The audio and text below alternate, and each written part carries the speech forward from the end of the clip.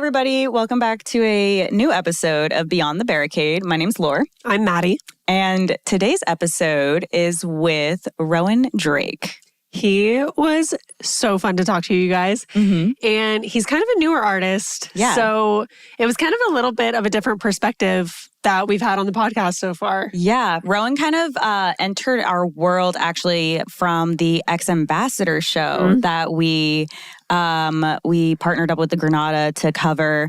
And I love openers for shows. Yeah. Honestly, I've said this before. Yeah, that's... I mean, I've had my fair share of openers that I don't care about, but also I have You're going to list them right now. I will list all of them.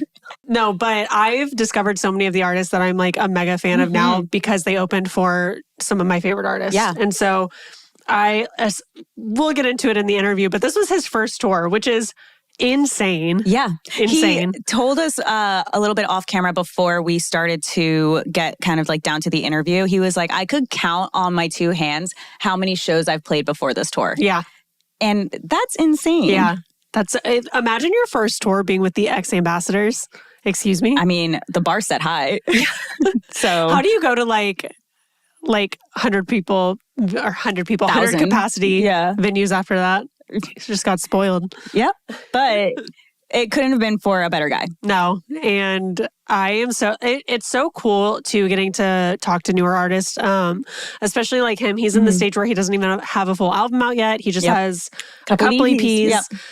Because I'm so excited that he's like in our world now and we get to watch his career because he's so young and he's like the start of his career has been so amazing already. Like so it's gonna positive. It's gonna be so fun to watch what he does going forward and get to follow his career. I'm very excited for him, and talking to him today, like kind of in more like detail, we kind of like, I think at least like picked up that he's very mature in like an artist perspective. Like talking to him, I would have thought that he's been doing this for years. Yeah. And has multiple albums put out just because of his like attitude towards everything and towards the I wasn't going to say like industry, but towards like the whole process of being an artist and being a new artist and trying to fight for things.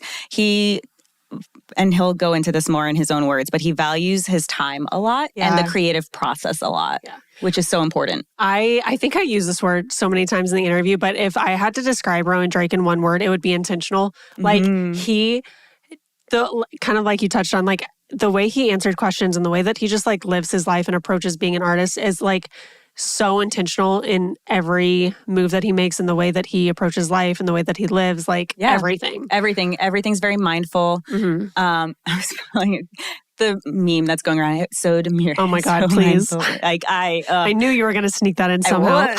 But you set it up. But he's very intentional and not even just like for the job aspect of it. It's for his personal life. Yeah. And it was really inspiring. Yeah. And he's so young still. And I'm just like, oh man, like you're doing it right. And so like we said, we're very excited to see where he's going, where he goes. And this interview was just really fun. Yeah. It was also a learning curve. So this was our first remote interview. Yep. We hadn't done that before. Wait, hold on. What is a remote interview, Maddie? We are not in the room with him. We are on our computer and he is on his phone.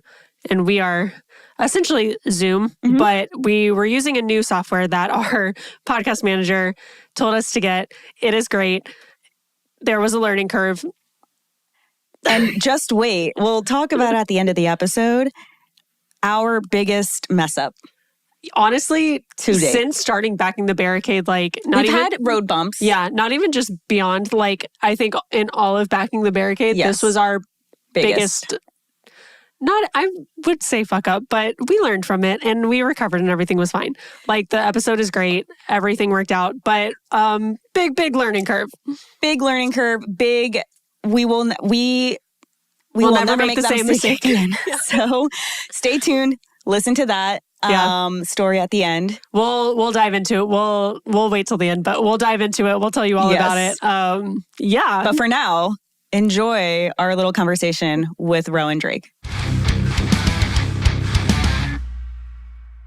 Hey guys, my name is Maddie. And I'm Laura. And today we're going Beyond the Barricade with Rowan Drake. Hey, dude. Hey, how we doing? Good, how are you? Good. Very good. Yes. So for anyone that's listening in who isn't familiar with you or hasn't heard your music yet, can you just tell us a little bit about yourself to get started? Yeah, absolutely. My name is Rowan Drake. I'm from upstate New York, a town Ithaca, and I live out in Los Angeles now. I'm a singer-songwriter per se, but kind of exploring that as we speak. And I just grew up in a very musical household, not of players necessarily, but just of lovers of music, and have been really, just doing it ever since I was a little kid. So I love that. Let's back up a little bit. You did mention that you grew up in a house full of music lovers. We love that. I think we kind of both grew up too. We are not musically like inclined people, but obviously the nature of what we're doing, we love music as well. A big part of our lives. We want to know a little bit, before you were an artist, before you've been releasing music, who were you listening to? Like, who are your inspirations? Yeah, well, growing up, the first people in my life were my parents' music. So on my mom's side, that's the Grateful Dead and Nick Drake and Chris Cornell of Soundgarden. And then on my dad's side, more Van Morrison, Bob Dylan, Woody Guthrie, just kind of that side. So similar. A lot of people with acoustic guitars, but yet just a lot of, in my opinion, some of the roots of modern music. So. The staples, the pillars of them. Mm-hmm. Yeah. I love that. I kind of Laura touched on it too, but I feel like that's the story for us too, is a lot of, I feel like music fans nowadays grew up being a fan of whoever their family was a fan of, or whatever music was like playing in their household. And I feel like it has such an impact on who you listen to, and especially if you become an artist, like how you develop into an artist.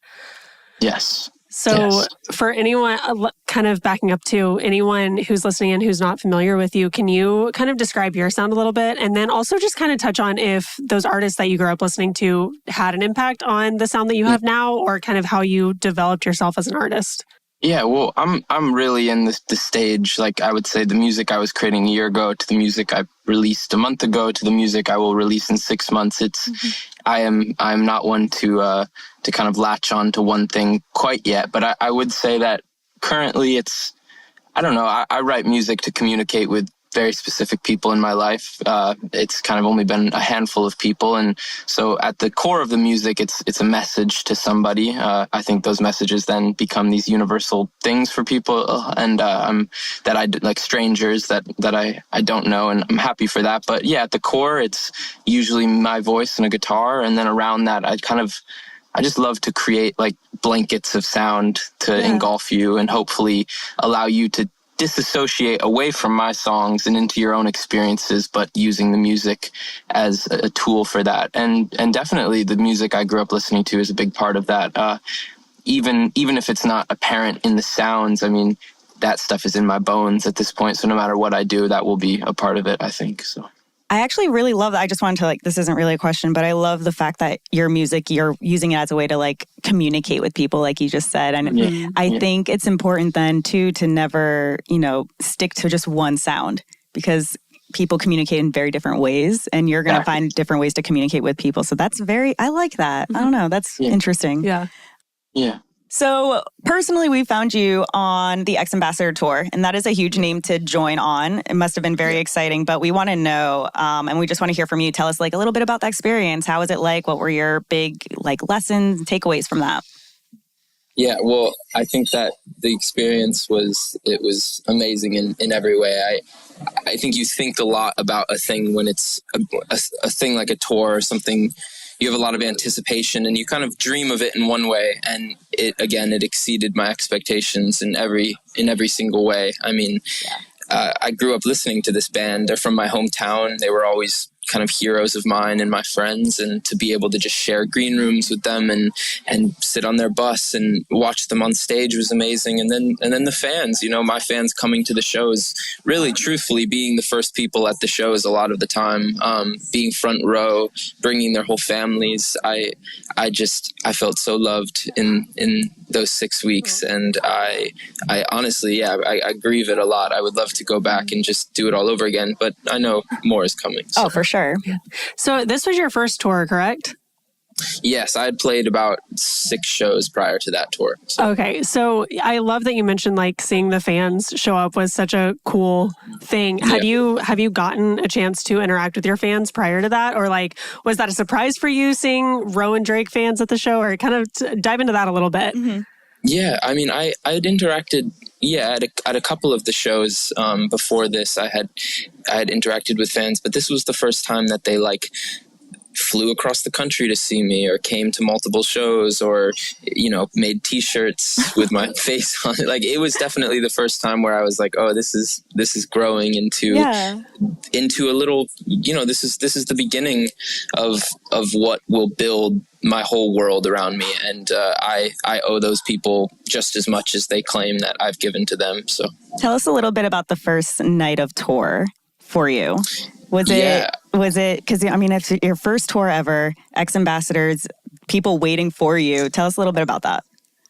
Yeah, well, I left Los Angeles. The show was in San Diego at the Observatory. North Park was the venue name, and 1,200 people. I think there was about over 1,000 when I went out on stage. And when I first showed up to the venue, we got out of the van, and there was 5 amazing gals there with bracelets. One of them had done their nails with my name on them, flowers, and just like it set the precedent of the tour. And I in that moment, it was like I took a big exhale, and I was like, oh, it's gonna be okay. I was terrified. I really was. I was so afraid, and that took this weight off. And it was like, no, these people, they care about you, and they know that you care about them. And I was asking for pictures with them. I was like, hey guys, can we get a picture? But then I went out on stage, and I felt, the sound of 1,000 people like welcoming me to the space, and then the room kind of fell quiet, and I just started to sing, and I guess that 6 weeks that was the gist. So what an emotional experience that must have been like for you. Yeah, that's amazing. It was. So, I mean, you've had kind of 2 really big things happen recently. So you went on that tour, and then you also just put out your latest EP. Can you tell us a little bit about your writing and recording process for that? Yeah, this last project was amazing to make. I kind of feel like I got my start in music by hustling my way into it, and not actually really having maybe the technicality or even the music that a lot of people have. We live in such a strange era of music where there's so many ways to get your foot into the door. Yeah. And so my first music, while it really did ring true with me, it was definitely searching for itself. And this latest body of work I see my identity in it, and I think that even if it's not quite where I want it to be, still in 5 years, I'll look back and I will be very proud of that music. And a big part of that was the recording process of it. I recorded most of it with this producer named Johnny Shore, and we just went to his house in West Hollywood with his dog and his beautiful wife, Lily, and just made songs and went out and got Thai food and just talked about life and took our time. And I was in a bit of a weird spot emotionally, and that was just where I got to put it all out in the open. And I'm so proud of that music. I mean, it's live fiddle players and live drummers, and just it's music has become stale in a lot of ways, and that's how I want to make records. I want to bring musicians in. I want to be like in awe of the people who have spent 20 years playing their instruments. I don't want to use programmed strings when somebody worked their whole life to play that, so it was a good experience. Why try to replicate a true sound that you can go out and find yourself? Yeah, I love that. Exactly. I think personally, for All My Eyes Have Seen, that album or EP, I guess, that you've put out into the world is a no skip album. And I think you're welcome. I think that's goes a lot into the time and effort probably put into like the order of the songs. And I think that's something that people don't really think about. They're like, oh yeah, they record 11 songs. They're going to put them just like whatever sounds like they transition into each other well. Yeah. For you, tell us a little bit about like how you started off with like We'll Be Okay, and then why did you end with Unseen? Because I think that it's perfect, but I have my own reasons why I think it's perfect. Yeah, totally. Well, again, kind of selfishly, We'll Be Okay is put at the beginning because it is a song with a very clear message to someone in my life who I don't really communicate much with anymore. And I wasn't really sure if she would listen to the entire project, but I knew she'd listen to the first song. Yeah, so I was like, all right, you'll listen to that one, and that will rope you in. So it was slightly manipulative, but it's marketing. It's marketing. Yeah, you know, that's what they say. And so that one's a little shallow, but Unsee at the end of the project is almost the flip side of that. I think when I got to the end of making the project, there was a different song in place of Unsee. And I looked at all these songs and they were all about the same person that the last one was about. And I just looked at myself and I was like, this person hasn't wanted to see you in a year and you're still making your whole life about them. Like, don't. And I just grew angry. I wanted to scrap the whole thing at that point. Not because I didn't like the songs, but just because I was so frustrated by how much space they still took in my life. So I took off one song and I put a song at the end that had nothing to do with her. You know, it's a song about my childhood. It was long before she ever entered my life. And so that was just my way of allowing space for new to come in. And I put it at the end because who knows where we will go next. So. That's what I was going to say. It kind of sounds like an ellipsis almost to it. Like it's not really like I don't know. Maybe not even like closing the door, but you're like in a way maybe putting like an end to that, or like you're giving your mind and your emotions permission to move on and move past and to just be open to new opportunities. So that was my little interpretation of it. But I love that. Yeah, that's amazing. Yeah. So, I mean, obviously those are like two huge things. You had your first tour and a huge EP that just came out in June. What are your days looking like now that you've done all of that? Are you leaping to the next thing? Are you taking time to kind of like recuperate and just soak it all in? What are you up to? Yeah, well, I mean, I just got back from like a kind of half music, half spiritual camp in the woods of Tennessee. And I think it's important for me to remember, and for everyone to remember, that as big as our ambitions are, we are still humans outside of that are growing and changing in the world. And I sometimes forget that I put all my identity in music. And so I need to like allow myself to grow as a human will grow and also be creating music. And so I've kind of put music slightly to the wayside just for the last month or so to just figure out if I'm still on the correct track. Obviously music is my track, but just music is such a broad term, and there's no use in just like, you know, fighting through weeds trying to get to where you want to go. You can slow down a little and get your bearings. And so I think honestly right now, I'm home. I'm with my little sister. I'm playing my guitar. I'm trying to just be in the world and without any expectations. And then, I go back to Los Angeles in the fall and I'll start recording again. And I don't know what that music is about quite yet. I'm sure some of it will still be about, this gal, but I'm sure some of it will also be about other things. And I'm looking forward to that. So. I love how intentional you are with your time, because I feel like we live, especially in the social media age that we live in, I feel like there's this pressure to just always be posting and always having new things coming out and always be doing something and always be showing the world what you're doing. And I think exactly like you said, like taking time to just be in the world and exist and like enjoy life and have something to go back and write about is so important. And I think it's underrated and something that a lot of people aren't intentional about. So I applaud you for taking the time to yourself to do that. Yeah, well, it's scary. I mean, it's scary for me. It's terrifying for any of us. Like the whole world, like you're saying, including social media and your manager, your family, your parents, whatever it is, everyone's telling you that time is running out. And I agree with that. But it's not running out. It's very long. Life is the longest thing you have. So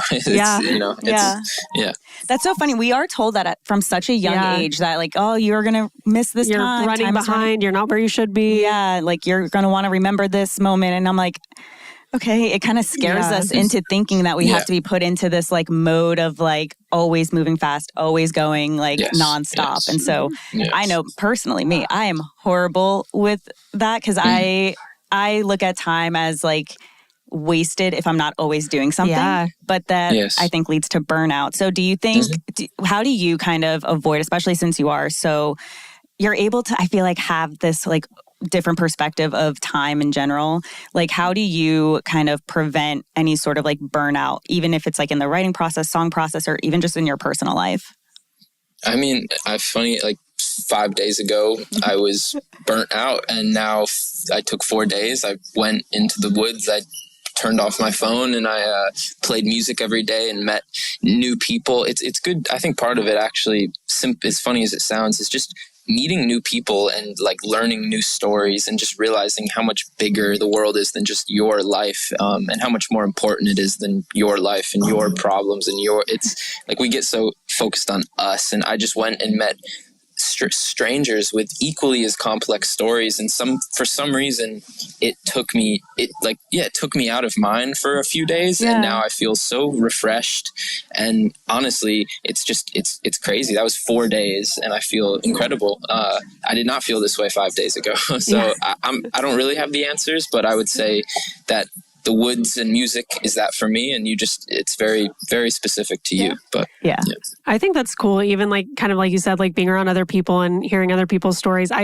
It's so easy to get wrapped up in your own world, and doing exactly that, kind of stepping away and looking at everything else going on, I feel like can even be a way of getting out of that headspace in and of itself. Well, that and too, because the world is so loud. Yeah. And I think a lot of the times it's loud for the wrong reasons. Like I mean, everything's fighting for your attention. Everything's fighting for your attention. You hear people's conversations, you hear traffic, like people are like just trying to pull your attention away, like physically, mentally, emotionally. And so when you actually have to like remove yourself from that narrative of just the world, put yourself into a nature, like a quiet space. You're literally only left with the sounds of the earth. That sounds so like hippie of me, but it's true. No. It's true, because there's sounds that you hear that you don't hear like everywhere else. They're drowned out. Yeah. And I mean, I'm from like the East Coast, so that's like important things, like the woods. It's huge. Yeah. Even like you said, that's a great way to put it. Life is so loud. You don't even hear your own thoughts a lot of the time.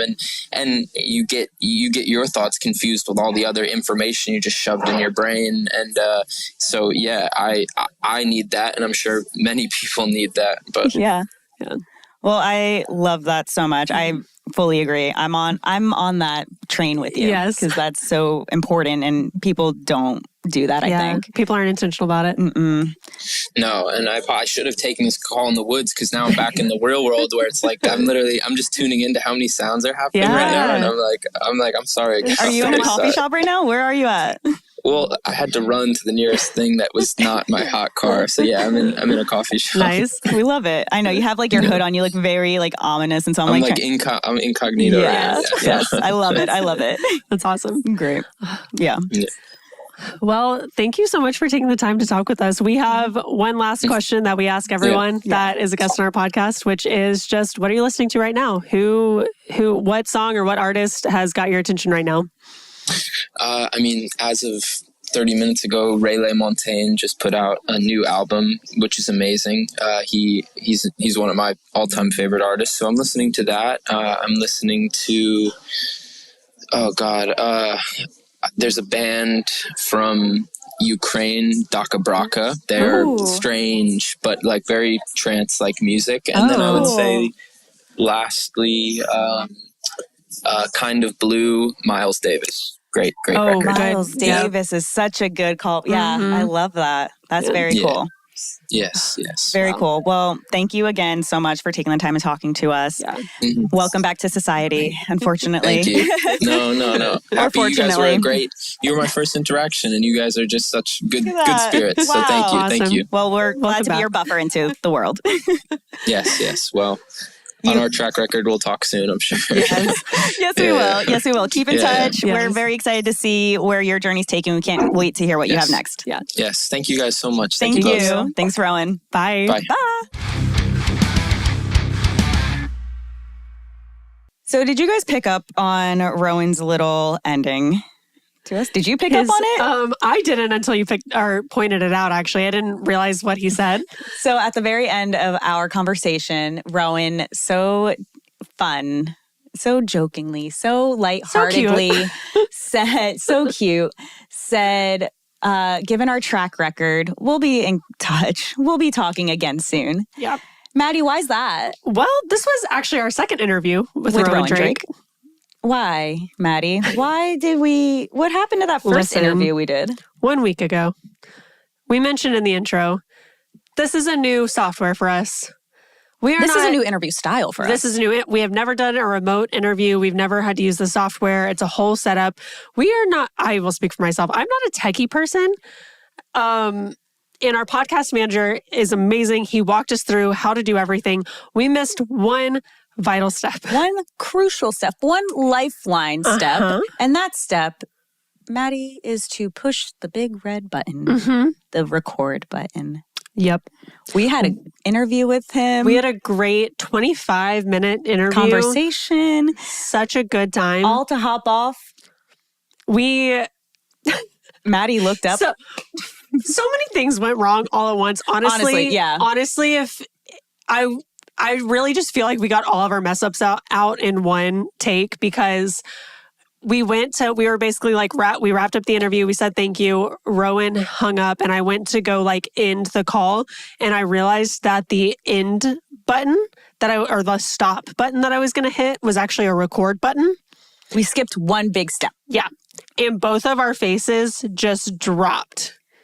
I actually had no idea what was happening until Maddie's kind of like getting up and she's like looking at that. And then I kind of looked over and then I looked at the camera and I said, hold on, Why does that say that? I said, let's step away for a second.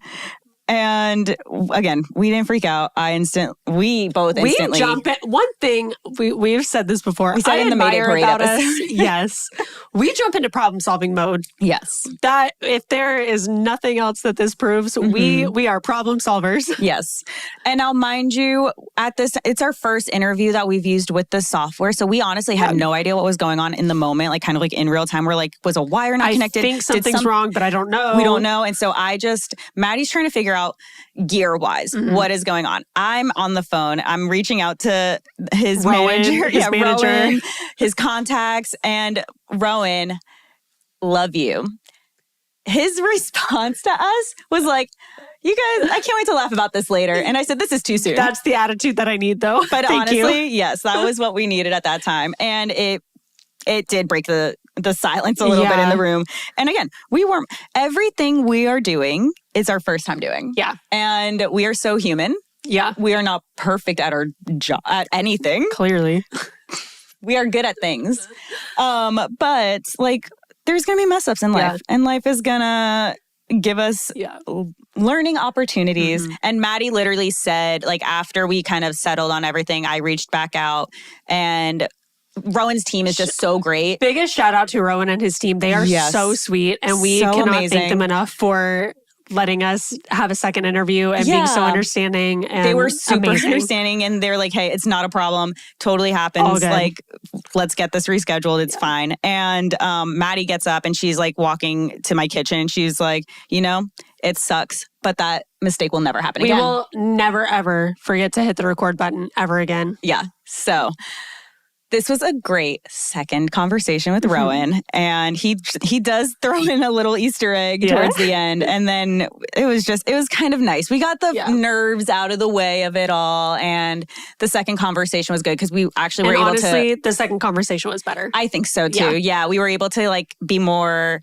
We kind of had a feel like we knew him at that, or we had already talked to him, so we had a feel for like his personality, and we already kind of knew some of his answers to the questions, so that we could ask better questions or expand on things that we didn't have a chance to talk to the first interview. Yeah, because I do remember too, getting off of that first interview, I was like, there's so many more things I want to like dive into. And like, he's, like we said, very intentional. Get that intentional counter like on the screen. How many times have we used that word today?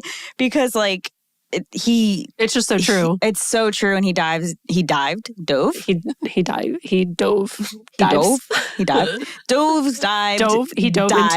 into all of the reasons like why he is like that.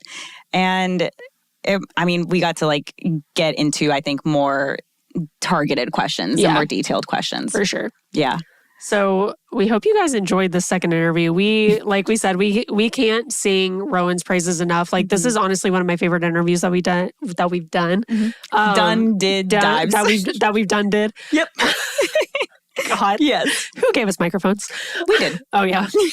Yeah, it was a great interview. Rowan is such a good spirit and energy to communicate and to interact with. And whenever he does like go back on tour, check him out. Oh my God, check him you out have even to. before he gets to your city. Yeah, I was about to say if you haven't listened to his music yet, definitely be sure to dive into that because he's incredible. I don't remember which interview it was that I talked to him about this, but I will say I think it was the first one. But his music makes you like feel. Yeah. Which sounds so lame. And I understand that so wholeheartedly. But like we acknowledge it. We acknowledge it. But like it's just one of those things where it's like, oh, like it's a nostalgic feel. Yeah. I think. Yeah. I really enjoy it. And we really enjoy Rowan. So we will link all of his stuff below so you can check it out. But definitely as soon as this interview's over, or interview? I am having so many issues with talking today. We had a lot of emotions and a lot of energy. We're very, very thankful that our second interview went well. Yeah. So riding that high, but we'll link everything below. But definitely, once you're done listening to this, go check out Rowan because he's amazing. We are so freaking excited to see where his career goes because we know it's going to be whatever he wants it to be. That's so true. It is. It's going to be whatever he wants it to be. And it's just exciting to watch and be a part of. Yeah. This little part of it. Yeah. Again, we're also on all social media, so make sure you're checking us out. You can rate the episode. This is so cringy to say, but please subscribe and write us a review because that honestly is how we get found. Fun little fact. What are we, L'Oreal? Tell the people. I'm so excited. You guys, we are Argentina's #1 music interview podcast. So thanks to reviews, Argentina. And listens and downloads and subscriptions. Love you so much. And likes. Yes. Please make sure you guys are doing all the things. Yeah. We appreciate it. I know it's so annoying and everyone ends it like that, but it really does help so much. So if you've done that or if you are doing that right now, thank you so much. You have no idea what it means to us. Yeah. And it's just like us. Yeah. So we're just two girls trying our best. Clearly. Takes us a couple tries, but we'll get it eventually. But we get there. Yeah. So we hope you enjoyed the episode. Obviously, check out Rowan. He's amazing. And tune in next time. Yeah, we'll see you next week. Bye. Bye.